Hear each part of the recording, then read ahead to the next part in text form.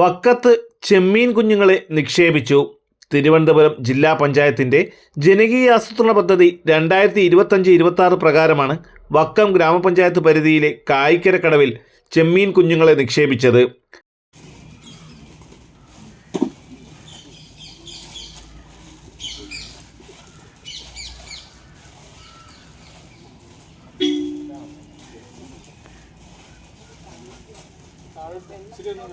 രണ്ടര ലക്ഷം ചെമ്മീൻ കുഞ്ഞുങ്ങളെ നിക്ഷേപിച്ച പരിപാടി തിരുവനന്തപുരം ജില്ലാ പഞ്ചായത്ത് അംഗം ആർ സുഭാഷ് ഉദ്ഘാടനം നിർവഹിച്ചു.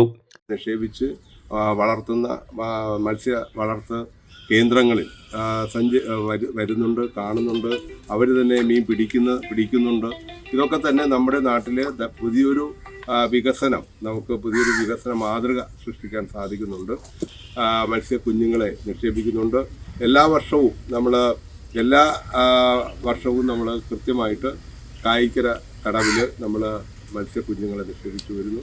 ഇപ്പോൾ നമ്മൾ 2,25,000 മത്സ്യക്കുഞ്ഞുങ്ങളെയാണ് ഇന്നിവിടെ നിക്ഷേപിക്കുന്നത്. അത് വളർന്ന് വലുതായി അത് അങ്ങോട്ടും ഇങ്ങോട്ടും ഒക്കെ അങ്ങ് പൊയ്ക്കുള്ളൂ. പിന്നെ ഇവിടെ നമുക്ക് ആവശ്യത്തിന് വല വിരിച്ചാലും ചൂണ്ടയിട്ടാലും നമുക്കും കിട്ടും.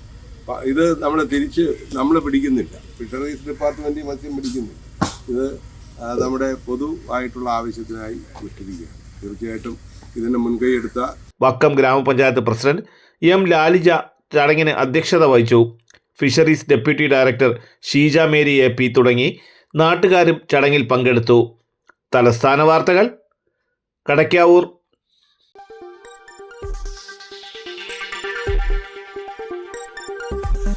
ഈ വാർത്തകൾ നിങ്ങൾക്കായി അവതരിപ്പിച്ചത്